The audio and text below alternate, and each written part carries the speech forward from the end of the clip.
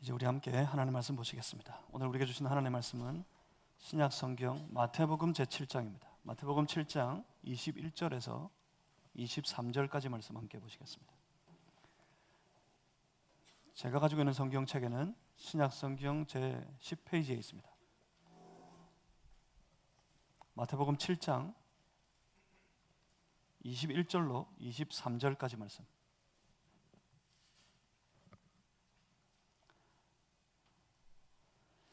오늘 거룩한 주일 아침에 우리에게 허락하신 살아계신 하나님의 말씀입니다. 저와 여러분이 나누어서 한 절씩 교독하시겠습니다. 제가 먼저 읽습니다. 나더러 주여 주여 하는 자마다 다 천국에 들어갈 것이 아니요 다만 하늘에 계신 내 아버지의 뜻대로 행하는 자라야 들어가리라. 그날에 많은 사람이 나더러 이르되 주여 주여 우리가 주의 이름으로 선지자 노릇하며 주의 이름으로 귀신을 쫓아내며 주의 이름으로 많은 권능을 행하지 아니하였나이까 하리니 그때에 내가 그들에게 밝히 말하되 내가 너희를 도무지 알지 못하니 불법을 행하는 자들아 내게서 떠나가라 하리라. 아멘.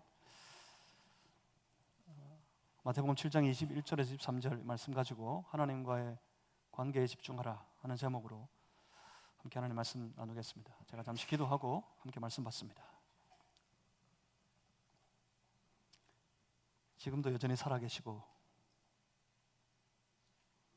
우리 믿는 자들의 삶 속에 날마다 역사하시며 함께 모여드리는 이 예배 가운데 임재하셔서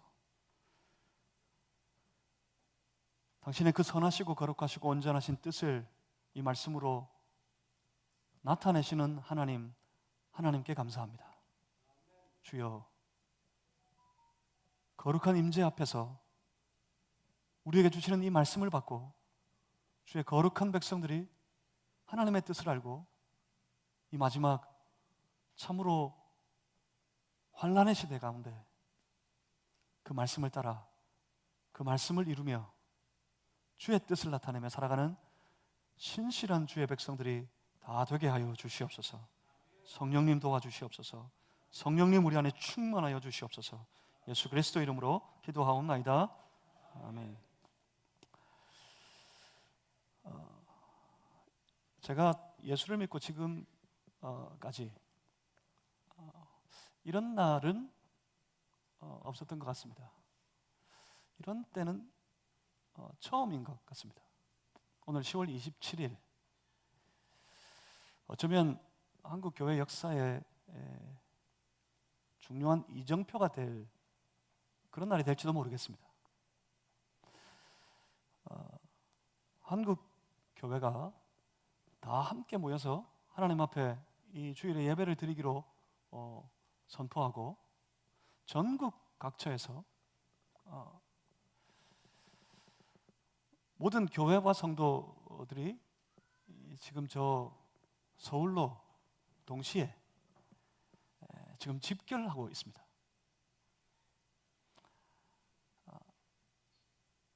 기대하기는 100만의 성도가 함께 그곳에 모여서 하나님을 예배하는 그런 날로 정하자.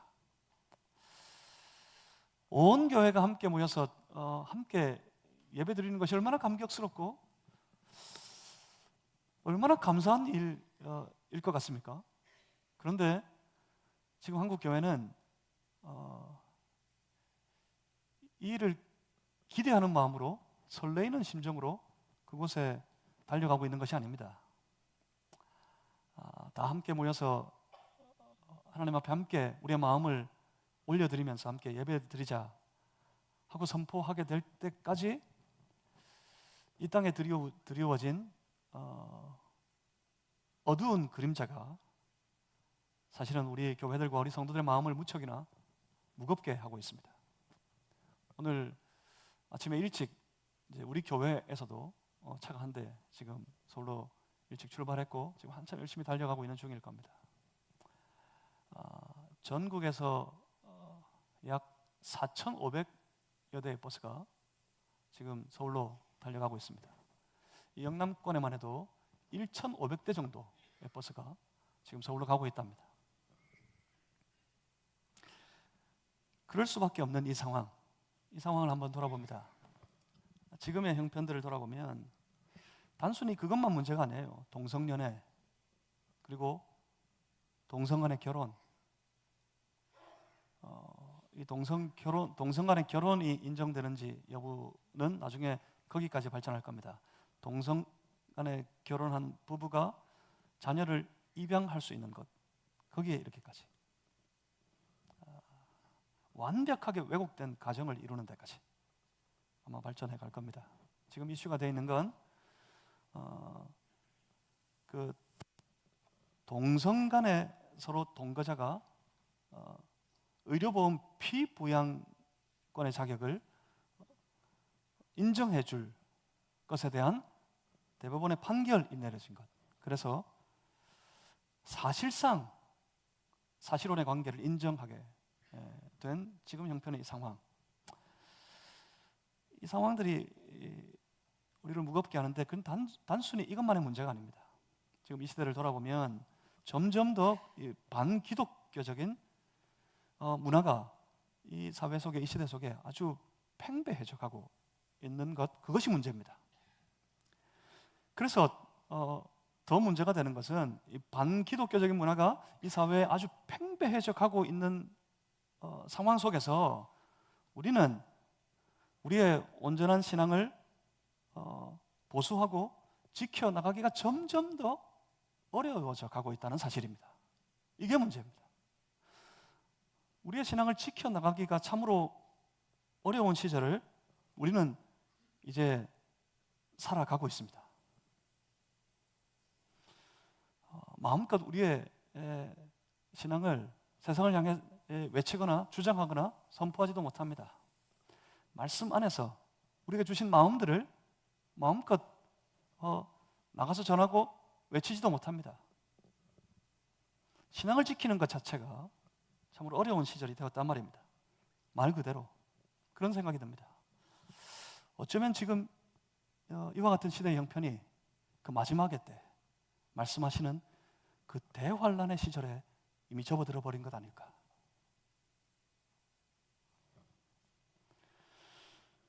그래서 그런 마음이 듭니다. 말씀을 전하는 자로 지금 이 상황들, 지금 10월 27일 날 다 모입시다, 함께 예배를 드립시다, 외치고 주장하고 사람들이 달려가고 모이고 그러고 있는 형편 중에 제가 하나님 앞에 하나님 어떻게 하면 좋습니까? 단순히 오늘 한번 다 모여가지고 기대하고 있는 것처럼 100만의 성도들이 현장에 집결하고 또 100만의 성도들이 온라인으로 접속하고 그래서 총 한 200만의 성도들이 함께 예배를 드렸다 칩시다. 과연 우리가 그렇게 200만의 세를 가시하면서 함께 모여 하나님 앞에 예배를 드렸다 치더라도 어떻게 뭐가 변할까요? 세상은 콧방귀도 뀌지 않을 텐데. 이 시대는 우리를 보고서 하나님 앞에 모여서 예배를 드리는 우리를 보고서 전혀 우리들의 모임에 개의치도 않을 텐데, 여전히 세상은 세상의 길을 갈 텐데 어떻게 하면 좋을까? 하나님 어떻게 하면 좋습니까? 하나님 교회를 세우고 섬기고 이 교회와 더불어 살아가는 것뿐만 아니라 이게 문제가 아니라 정말 이 혼돈스럽고 환란의 시절 우리는 어떻게 지금 이 믿음을 지키며 어떻게 이 때를 살아가야 합니까? 그렇게 마음이 무거워서 하나님 앞에 엎드렸을 때 하나님께서 몇 가지 말씀들을 주셨습니다. 주시는 말씀으로 시대를 바라보면 딱 그 모양이에요. 멸망에 가증한 것들이 거룩한 곳, 서지 못할 자리에 서게 된 것, 그것을 보게 되면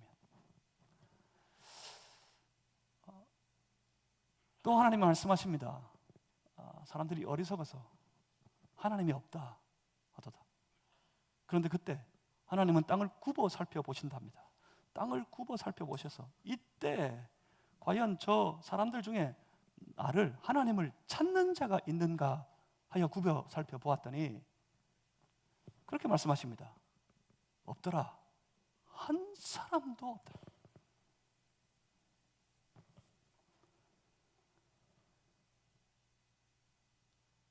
마지막 시절 이 환난의 때를 살아가면서 여기저기에서 저 하나님을 향하여, 주를 향하여 저마다 마치 자기의 믿음을 자랑하듯 주여 주여 외치는 자들이 많은데,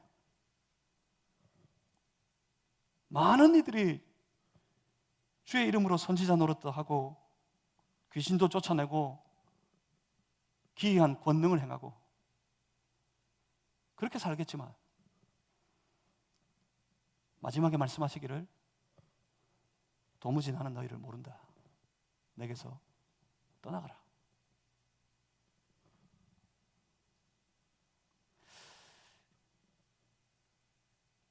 그 말씀이 이 시대를 보여주는 것 같아 마음이 무겁습니다. 그때 저 온 창조되어진 사람들이 그 마음에 생각하는 것이 항상 모든 것이 온통 악할 뿐일 그때 하나님께서 온 땅을 심판하시고 진멸하시려고 결정하셨을 때, 그때 하나님은 한 사람을 만나셨고 그 한 사람에게 방주를 짓게 하셨고 그 방주로 인하여서 세상을 구하셨습니다. 그런데 그런 생각이 듭니다.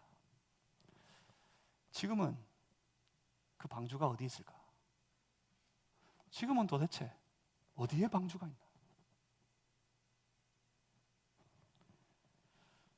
그와 같은 말씀들을 주셔서 여러 가지로 생각하게 하셨습니다.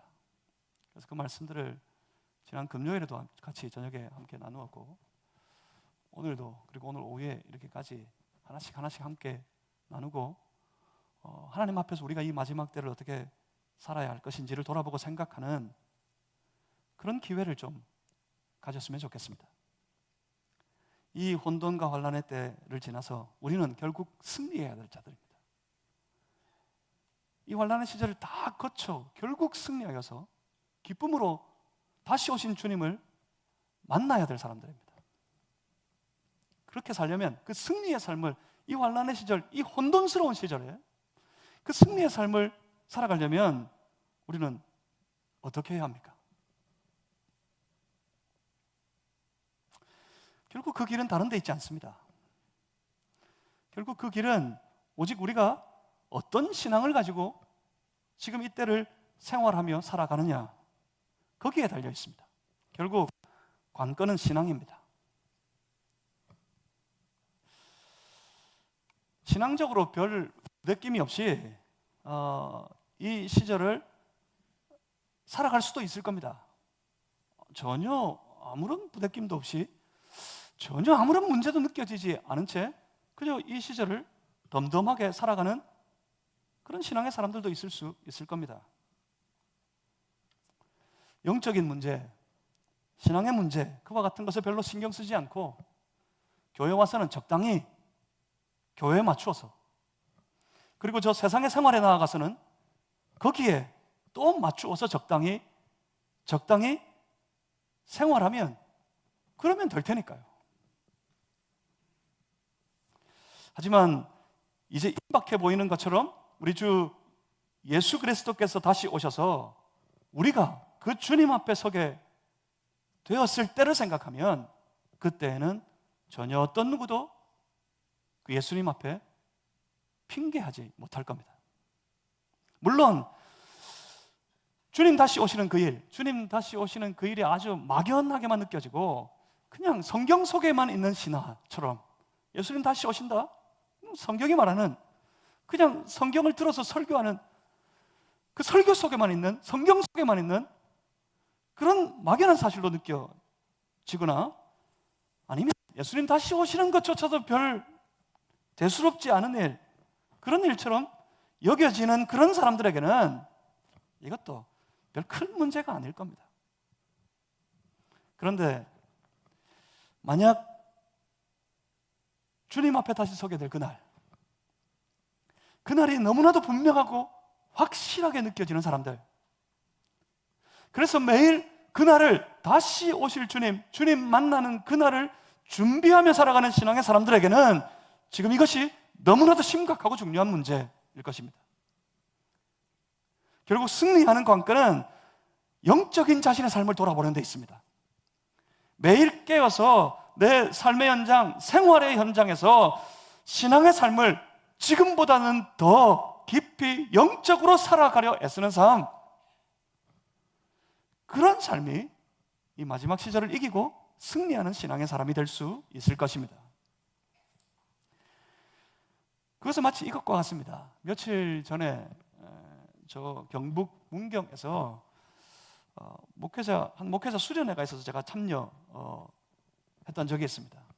마침 이때 문경에 한 축제가 벌어져 있어요. 무슨 축제인지 아십니까? 사과 축제. 사과 축제가 벌어진 중이라고 해서 그 유명한 문경 사과를 몇 개 사서 먹고 싶은 마음이 생겼습니다. 사과를 몇 개 사서 그 중에서도 가장 보기에 탐스럽고 먹음직스러운 사과 하나를 집어서 그것을 먹기 위해서 제 손으로 반을 딱 쪼갰습니다. 저한테도 그 정도 힘이 있어요. 제 손으로, 칼로 말고 손으로 힘을, 아직까지는 이게 되더라고요. 딱 쪼갰어요, 먹고 싶어서. 그런데 웬걸 그 속에 벌레가 먹어서 속이 벌써 상해버렸어요. 그러면 어때요? 그러면 못 먹지요. 그건 그냥 그대로 그냥 쓰레기통에도 못 들어갑니다. 음식 쓰레기에 들어갑니다. 겉으로 보기에 아무리 보기 좋아도 그 속이 변질된 과일, 변질돼 버린 그 과일은 결코 먹을 것이 못 됩니다. 바로 음식 쓰레기를 만들 뿐입니다.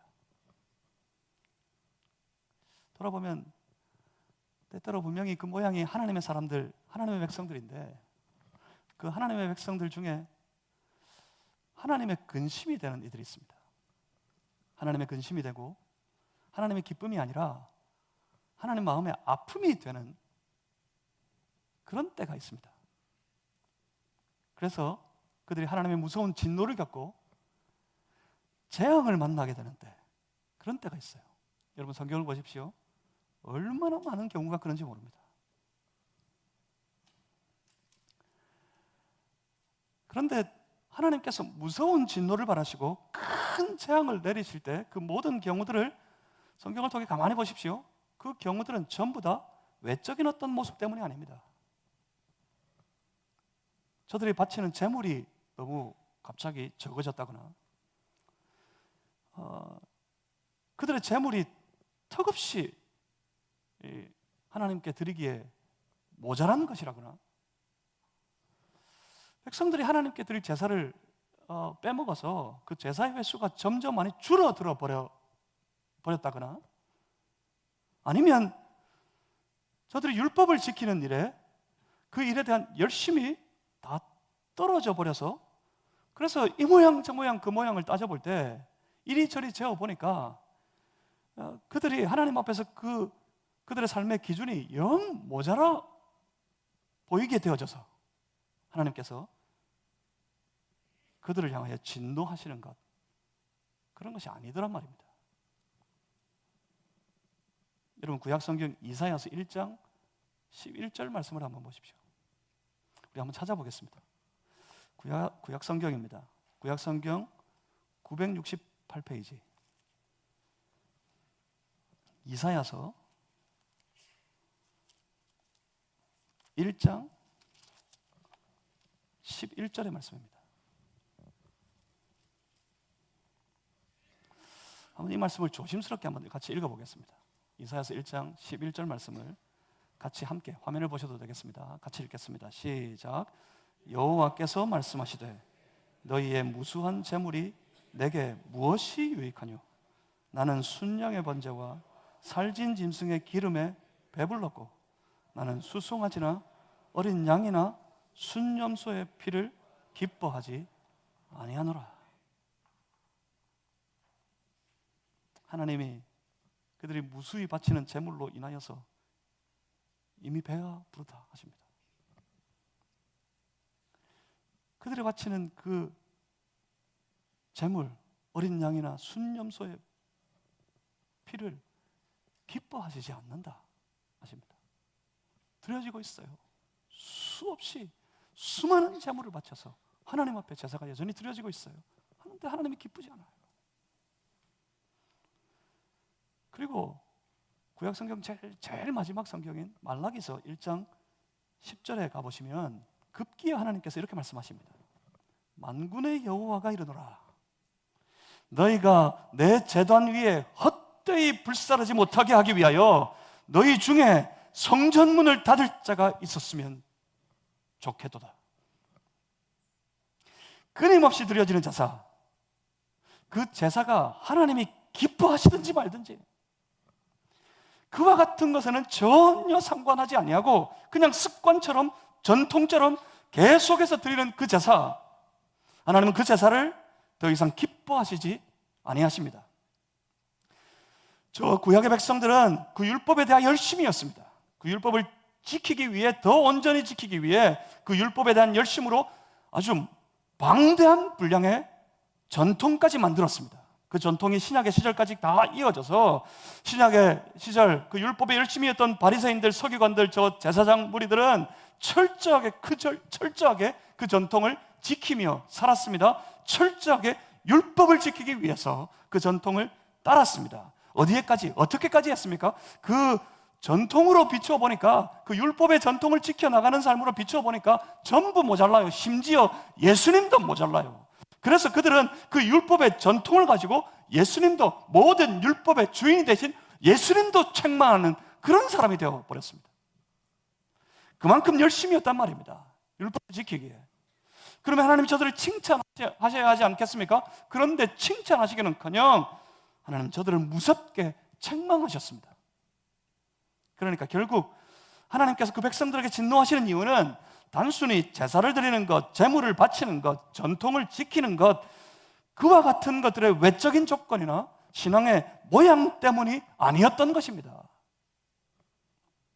문제는 뭡니까? 문제는 그 하나님의 사람들의 내면입니다. 문제는 우리 내면의 신앙입니다. 이 마지막의 시절에 우리가 반드시 이기고 승리하는 신앙의 삶, 모든 환난을 다 지나 기쁨으로 다시 오시는 주님을 만나는 그날을 준비하는 삶의 관건은 거기에 있어요. 우리 내면의 신앙, 그 안에 있습니다. 내면의 신앙이 변질되어 버리기 때문에 하나님의 마음을 아프게 하는 겁니다. 신앙의 핵심이 뭡니까? 신앙의 핵심, 우리 신앙의 핵심이 어디에 있습니까? 단순히 예배에 있는 것이 아닙니다. 그렇다고 신앙의 핵심은 단순히 우리가 하는 기도와 찬송에 있는 것도 아닙니다. 어디에 있습니까? 우리의 신앙의 핵심은 관계에 있습니다. 하나님과의 관계. 하나님과 온전히 연결되어져서 그 하나님과 더불어 교제하는 삶, 그 삶이 신앙의 핵심입니다. 하나님과의 관계 속에서 예배해야 그 예배 가운데 임재하신 하나님을 경험할 수 있습니다. 하나님과의 관계 속에서 하나님 앞에 나아가 엎드려 기도해야 하나님께서 그 기도를 들어 응답하여 주십니다. 하나님과의 관계 속에서 기뻐 하나님을 찬송할 때 하나님이 그 찬송을 기쁘게 받아 주시는 겁니다. 내면의 신앙이 변질되는 것, 그것은 그 내면이 하나님과 관계 없어지는 것을 말합니다. 그 내면에서 하나님을 만나는 것이 아니라, 하나님과의 관계, 하나님과의 교제를 누리는 것이 아니라 그 속에서부터 하나님 아닌 다른 것들을 바라보고 있고, 하나님 아닌 다른 것을 앙망하고 붙잡고 그것을 의지하는 마음이 생겨버리는 것, 그것입니다. 그리고 그 신앙이 변질되는 것은 하나님과의 관계를 소중히 여기고 하나님과의 관계를 더 살펴 살아가는 그런 삶이 되는 것이 아니라 그 관계는 상관하지도 아니하고 오직 눈에 보이는 사람하고의 관계에만 혈안이 되어버리는 겁니다. 그것도 특별히 내게 유익이 될 만한 사람, 내게 좋은 사람, 그 사람들과의 관계에만 혈안이 되어버리는 것. 그래서 변질되어진 현장마다 나타나는 현상이 뭡니까? 이패와 저패가 나누어지는 거예요. 그렇게 사도 바울이 안타까워했던 고린도 교회 현상들처럼 나는 아볼로 편, 나는 베드로 편, 나는 바울 편, 이리저리 나누어져서 서로에게 묻습니다. 너는 어느 편이야? 변질된 현장에 변질된 사람을 통해 선포되어지는 전형적인 말이 이겁니다. 너는 어느 편이야? 이런 말도 안 되는 소리가 난무하게 됩니다. 만약 그런 말을 하고 있는 자신을 발견한다면 여러분 느끼셔야 돼요. 아, 내 신앙이 변질되었구나. 그 신앙이 변질될 때 하나님은 그 하나님의 백성들을 염려하십니다. 그래서 하나님께서 그들을 염려하셔서 부르십니다. 돌아오라. 내게로 돌아오라. 그 속에서부터 하나님과의 관계를 상관하지 않고, 그래서 하나님과 관계없는 것에 빠져서 하나님과 관계없는 사람들과 더불어 어우러져 살아가다 보니까 점점 하나님에게서 멀어져서 하나님과 전혀 관계없는 삶을 살아가고 있는 그 백성들을 하나님 너무 염려하셔서 부르시는 거예요. 돌아와라. 내게로 돌아와라. 이제라도 돌아와라. 지금 돌아와라. 지금 이때 여호와를 만날 수 있는 이때, 여전히 기회가 있는 이때 내게로 나와라. 하나님 부르시고 또 부르셨습니다. 그렇지만 그럼에도 불구하고 돌아오지 않는 그 백성들로 인하여 하나님은 무서운 진노를 나타내십니다. 그리고 때려서라도 돌아오게 하시려고, 무너지고 망하라고 때리시는 것이 아니라 때려서라도 돌아오게 하시려고 그들에게 재앙을 내리시기도 합니다. 여러분, 그러니까 재앙이 아니라 우리가 기대하는 것처럼 하늘의 복을 누리며 살아가는 그런 삶을 살아가고 싶다면, 그러면 여러분 신앙을 살펴보셔야 합니다. 내 내면의 신앙을, 내 내면의 신앙이 변질되지 않도록 매일매일 내 삶의 생활의 현장 속에서 내 신앙을 살펴보아야 합니다. 그렇다고 내가 변질되지 말아야지, 나는 변질되지 않을 거야, 어떤 경우가 몰려와도 어떤 형편이 내게 닥쳐와도 나는 신앙에서부터 변질되지 않을 거야, 그렇게 결심한다고 그 결심하는 것 가지고 되는 일은 아무것도 없습니다. 말씀 앞에서 결단하고 결심하고 난 뒤에 돌아서면 어떻습니까? 저 문만 벗어나면 그냥 다 그 결심 온데간데 없이 사라져버려요. 다 잊어버려요. 다 까먹어버려요. 그래서 그 결심과는 상관없는 그런 삶을 세상 속에서 매일의 생활의 현장에서 살아가요. 그러니까 사람의 결심이라는 것은 너무나도 연약하기 짝이 없는 것이란 말입니다. 변질되지 말아야지 결심하는 것보다 더 중요한 게 있어요. 그래도 그나마 그런 결심, 그런 결단이라도 하는 것이 얼마나 귀하고 중요한 일인지 모르겠습니다. 그래서 주일날 함께 모여서 예배 드리는 것 참 귀한 일입니다. 예배 드리러 나와서는 내 신앙이 염려가 되고, 나도 말씀 앞에서 내 신앙이 걱정이 되고, 그래서 결심도 해보고 이제 신앙으로 믿음으로 온전한 마음 가지고 하나님과 교제하며 그런 삶을 살아야지 결심이라도 해보게 됩니다. 그 결심이라도 하여서 한 발짝이라도 나가보게 되겠지요. 곧 잊어버리겠지만. 그렇게 결심이라도 하는 것 참 귀하고 중요한 일입니다. 그런데 그것보다 더 중요한 게 있습니다. 우리의 결심은 너무나도 연약하고 짝이 없기 때문에 내가 매일의 삶 속에서 내가 반드시 지켜내야 되는 것이 여기 한 가지 있습니다. 그건 내 생활 속에서 여기에 집중하는 겁니다. 어디예요?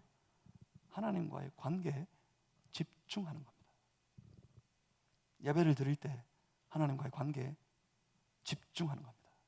기도할 때 하나님과의 관계에 집중하는 겁니다. 말씀을 묵상할 때 하나님과의 관계에 집중하여서 그 말씀을 묵상하여 나아가는 겁니다. 하나님과의 관계에 집중하여서 말씀을 듣는 겁니다. 그리고 내가 매일 살아가는 내 삶의 현장, 내 직장에서, 가정에서, 이웃들과의 관계 속에서 내가 내 삶의 모든 일터에서 하나님과의 관계에 집중하여 살아가는 겁니다. 그러면 다 달라질 거예요. 우리 예배가 달라질 거예요. 예배 때 하나님과의 관계에 집중하여 주님께 나아가면 하나님을 경험할 수 있습니다. 하나님과의 관계에 집중하여서 기도하면 날 들으시는 하나님을 느낄 수 있어요. 하나님과의 관계에 집중하여서 말씀을 묵상하면 내게 하나님이 말씀하시는 것이 들려집니다. 말씀을 들으면 그 관계에 집중하여 말씀에 귀를 기울이면 하나님께서 내게 원하시는 하나님의 마음, 하나님의 뜻을 알려주십니다. 하나님과의 관계에 매일 집중하는 생활을 살아가면 우리의 신앙의 모습이, 우리의 신앙의 생활이 지금하고는 완전히 달라질 것입니다.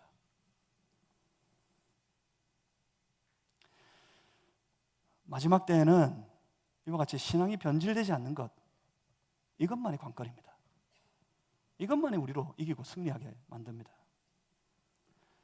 그 관점에서 오늘 본문의 말씀을 다시 한번 보면 본문 21절에 이런 사람들이 있어요. 나더러 주여 주여 하는 자들. 그런 사람들이 있습니다. 주변을 돌아보십시오. 마치 버릇처럼 주의 이름을 외치는 사람들이 있습니다. 기도할 때마다 주여 주여 주여를 외칩니다. 말끝마다 주님이 어떻고 주님이 저떻고 그럽니다. 주의 말씀이 이렇고 저렇다. 그런가 하면 내가 주를 위해서 이와 같이 하고 주를 위하여서 저렇게 행하고, 그리고 말합니다. 내가 기도를 해보니까 딱 모든 형편이, 모든 일들이 이렇고 저렇고, 그와 같이 주를 외치며 살아가는 사람들, 그 사람들을 가만히 보십시오. 가만히 보면 그들이 어떻게 보이십니까? 너무 신앙이 좋아 보이지 않습니까? 참 고상하고 대단한 신앙의 사람들인 것처럼 느껴지지 않습니까? 그런데 오늘 이 성경의 말씀은 웬일인지 우리 눈에 저들이 신앙이 너무나도 고상하고 대단하고 좋은 것처럼, 귀한 것처럼 보여지는 것과는 전혀 다르게 성경은 이렇게 말씀하십니다. 나더러 주여 주여 하는 자들이 있는데 그들이 다 천국에 들어갈 것이 아니다. 천국은 누가 들어가죠? 천국은 예수를 믿고 그 주님의 이름을 부르는 자들이 들어가는 것이 천국입니다. 그런데 말씀하십니다. 나더러 주여 주여 하는 자들이 다 천국 갈 것이 아니다. 그럼 누가 들어갑니까? 천국은 누가 들어가요? 여러분, 천국은 누가 갑니까?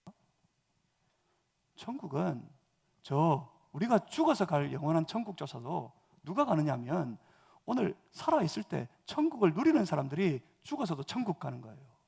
오늘 살아서 천국을 누리는 사람, 하나님 나라를 누리는 사람이 누굽니까?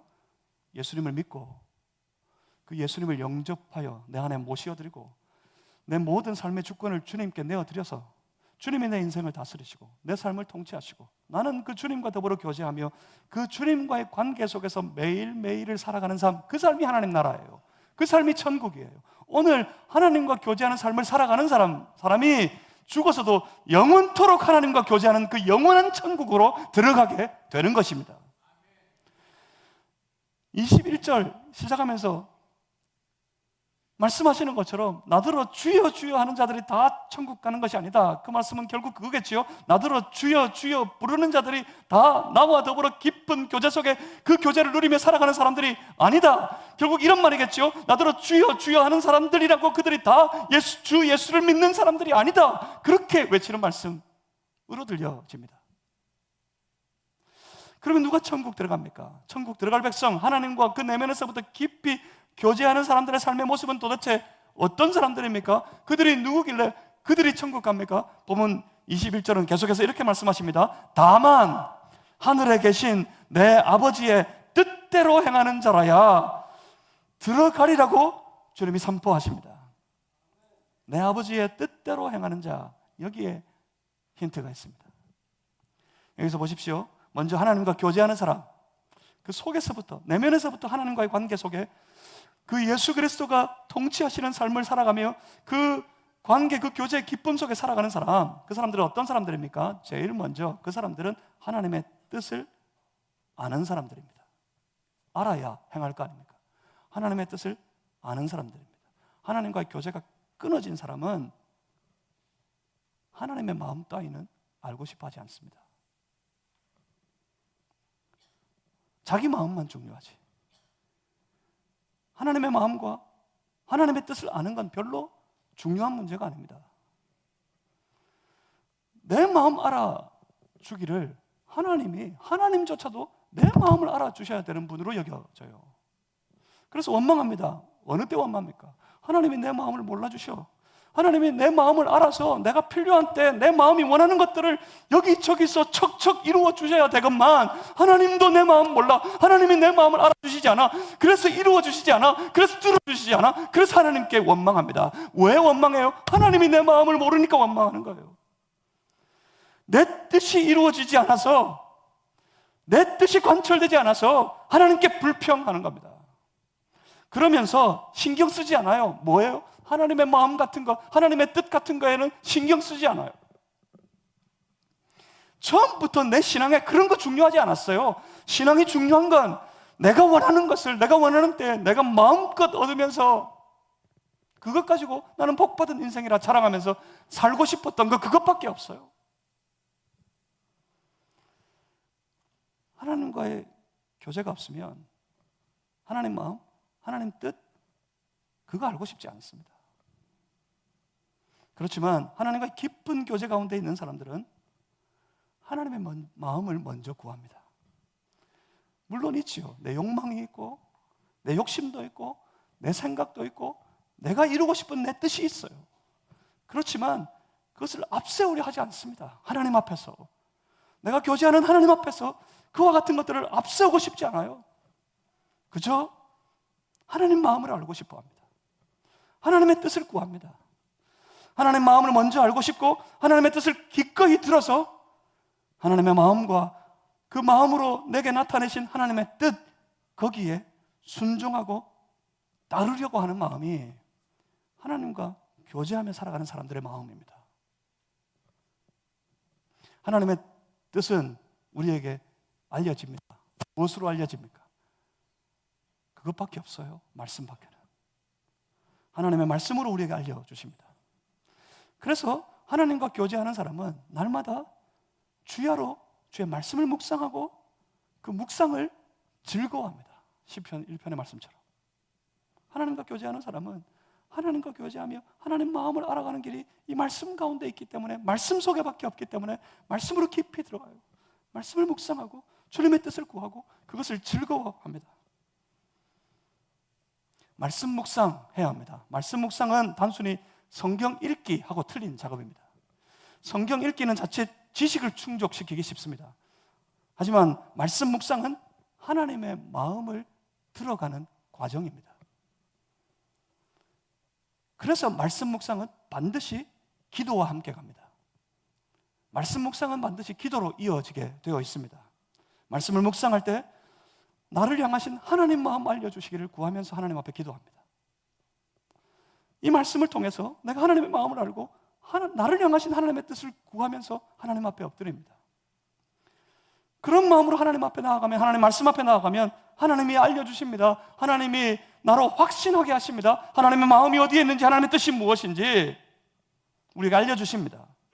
그리고 그렇게 말씀을 묵상하는 데는 기도합니다. 하나님, 내가 겸손하게 내 모든 욕망과 내 모든 욕심을 다 내려놓고 하나님의 마음을 따라 하나님의 뜻이 이루어지는 그 말씀에 순종하는 삶을 내가 살아갈 수 있도록 하나님 내게 힘을 주십시오. 그렇게 기도합니다.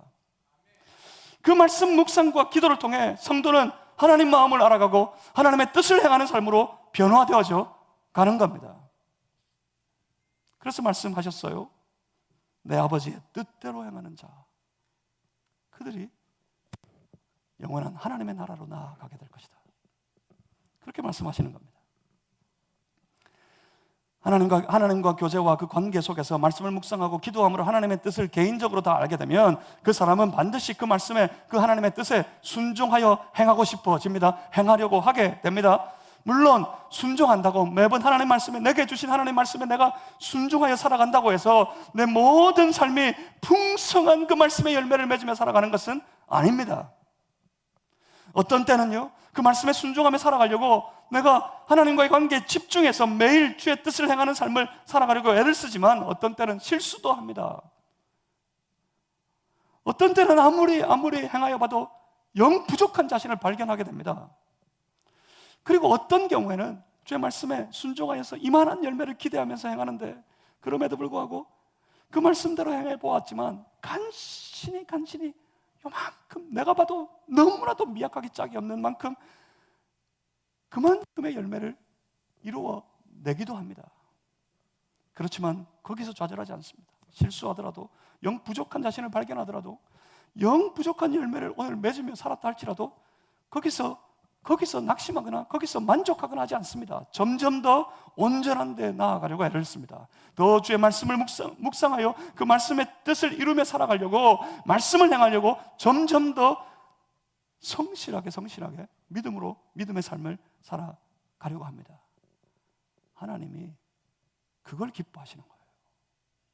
아주 풍성한 열매 많이 주렁주렁 맺었기 때문에 하나님 그 삶을 기뻐하시는 것이 아니라 오늘 더 주님 가까이 나아가 주님의 마음을, 주님의 뜻을 이루기 위해 하나님과의 깊은 교제 속에 살아가는 발버둥치며 사는 그 삶을 하나님이 기뻐하시는 겁니다. 그들의 열매를 보면 그들을 알 수 있다는 말씀이 그거예요. 그 열매가 비록 부족하고 모자랄지라도 그 속에 하나님과의 깊은 교제가 보입니다. 그래서 하나님이 기뻐하시는 거예요. 신앙으로 병들고 변질된 자가 아무리 심지어 22절에 말씀하는 것처럼 주의 이름으로 선지자 노릇도 하고 귀신도 쫓아내고 주의 이름으로 권능을 행한다 하더라도 그런 거 하나님 앞에서 아무런 소용이 없습니다. 이게 무슨 말입니까? 하나님과 아무런 관계없이 말씀이 어떻고 저떻고 뜯을 수 있다는 말입니다. 하나님과 아무런 관계없이 막 이상한 능력을 행하는 경우도 있단 말입니다. 그런데 아무리 그래 봐야 만약 그런 거룩한 행동들이 하나님과 아무런 관계가 없다면 그것들은 아무짝에도 쓸모없는 것들이 되고 만다는 말입니다. 심지어 23절에 그렇게 말씀하시는 것으로 마치게 됩니다. 본문이 뭐라고요? 그때 내가 그들에게 밝히 말하되 내가 너희를 도무지 알지 못하니 불법을 행하는 자들아 내게서 떠나가라. 선지자 노릇하고 귀신도 막 쫓아내고 권능을 행하면서 살았어요. 그런데 선포하십니다. 불법을 행하는 자들아 내게서 떠나가라. 하나님과 관계없는 그 모든 삶은 하나님 앞에서 불법이에요. 만약 우리의 신앙의 삶이 신앙의 마지막이 이렇게 끝나면 어떡하죠? 시대가 마지막의 때라 그러고 주님이 다시 오실 거라 그러고 그래서 주님 다시 오실 그때를 생각해 보아서도 그렇지만 그것만 아닙니다. 우리 개인적으로도 마지막의 때가 와요. 우리 개인적으로도 이 육신의 삶은 반드시 마지막이 있습니다. 결국 시대적으로나 내 개인적인 삶으로나 우리의 마지막이 이렇게 끝나버리면 어떡하죠? 어떻게 해요? 내가 너를 도무지 알지 못하겠다. 이 불법을 행하는 자야 내게서 떠나라. 이렇게 끝나버리면 어떡하죠? 이게 마음이 무거워요. 지금 분명히 대혼돈과 대환란의 시절을 우리가 통과하고 있는데 그 마지막이 내게서 떠나라. 이것으로 끝나버리면 어떡하나. 그것이 두렵습니다. 결국은 뭡니까? 결국은 신앙의 문제입니다. 결국 관건이 어디에 있습니까? 신앙에 달렸어요. 그러니까 오늘 지금 이때 이 시대를 분별하여 안다면 여러분 우리의 신앙의 삶의 태도가 좀 바뀌어야 됩니다. 아니 많이 바뀌어야 됩니다. 이 영적으로 혼탁한 시대, 정말 마지막 중에 마지막 시절이 되어버린 지금 정말 이제는 좀 우리 신앙의 모습이, 신앙의 생활이, 신앙의 문화가, 신앙의 태도가 이제는 정말 좀 바뀌어야 합니다. 사랑하는 성도 여러분, 매일매일 겸손히 하나님 앞에 나아가서 그 하나님을 만나 하나님과 교제하는 그런 신앙의 삶을 살아가시기를 주님의 이름으로 축복합니다. 하나님과 교제하며 하나님의 마음, 하나님의 뜻을 구하십시오. 하나님께서 이 말씀을 통해서 우리가 말씀을 묵상할 때마다, 말씀을 들을 때마다 하나님 마음에 있는 하나님의 뜻을 우리에게, 하나님과 더불어 만나 교제하는 우리에게 들려주시고 알려주실 것입니다. 그래서 그 하나님의 말씀, 그 하나님의 마음, 하나님의 뜻을 깨달아 알아서 어찌하든지 하나님과의 깊은 교제 속에서 날마다 내 삶의 현장에서 하나님의 뜻을 이루기 위해 애쓰는 그런 삶을 살아가는 성도들이 되실 수 있기를 주님의 이름으로 축복합니다. 하나님의 사람들은 하나님과 교제하며 기꺼이 그렇게 하나님 말씀에, 하나님의 뜻에 순종하며 그 말씀을 행하려 하는 사람들입니다. 비록 서툴고 모자라고 부족해도 하나님은 그들의 삶을 아십니다. 하나님은 그들의 삶을 기뻐하십니다. 그래서 어떻게 하십니까? 그래서 무한한 하나님의 은혜를 쏟아 부어주십니다. 이 환난의 시절을 넉넉히 담대하게 승리하며 이기며 뚫어 살아갈 수 있도록 하시기 위해 필요한 모든 하늘의 은혜를 그들의 삶에 충만하게 부어주십니다. 그래서 그 환난의 시절 고단한 삶이라도 결코 넘어지지 않고 그것으로 인해 낙심하지 않고 오히려 기대하며 주님 만날 그날을 기대하면서 담대하게 믿음으로 신앙으로 그 환난을 뚫어내어 살아갈 수 있게 되는 것입니다. 사랑하는 성도 여러분, 하나님 부어주시는 하늘의 복을 누리는 성도들 되시기를 주님의 이름으로 축복합니다. 그러기 위해 점점 더 영적으로 성숙해져 가시길 바랍니다. 영적인 신앙의 삶이 하나님 앞에 온전히 세워져서 그 내면에서 늘 하나님 만나고 하나님과 교제하고 그 교제가 기쁘고 즐겁고 그렇게 하나님과의 교제, 하나님과의 관계에 집중한 매일의 여러분 생활의 현장 속에서 신앙의 삶을 다 살아가시기를 주의 이름으로 축복합니다. 이게 마지막을 사는데 승리하는 비결입니다. 관건입니다. 기도하겠습니다. 살아계신 아버지 하나님, 우리를 오늘 여기 말씀 앞에 세워주시니 감사합니다. 주여, 하나님과 아무런 관계없이 주의 이름을 외치며 기이한 능력을 행하며 하나님과 아무런 관계없이 그런 행위에 빠져 살아가는 삶이 되지 아니하도록 하나님 우리를 각성시켜 주시옵소서. 깨어서 주를 보게 하시고 깨어서 하나님 앞에 나아가게 하시고 깨어서 하나님과 더불어 교제하게 하시고 주의 성령에 충만하게 하시고 하나님의 마음, 하나님의 뜻을 다 깨달아 알게 하시고 그 뜻을 행하며 살아가는 신실한 주의 자녀들이 되게 하여 주시옵소서. 착하고 충성된 내 종아, 네가 잘하였도다. 칭찬받음으로 주님 앞에 설 수 있도록 주여 우리를 인도하여 주시옵소서. 예수 그리스도 이름으로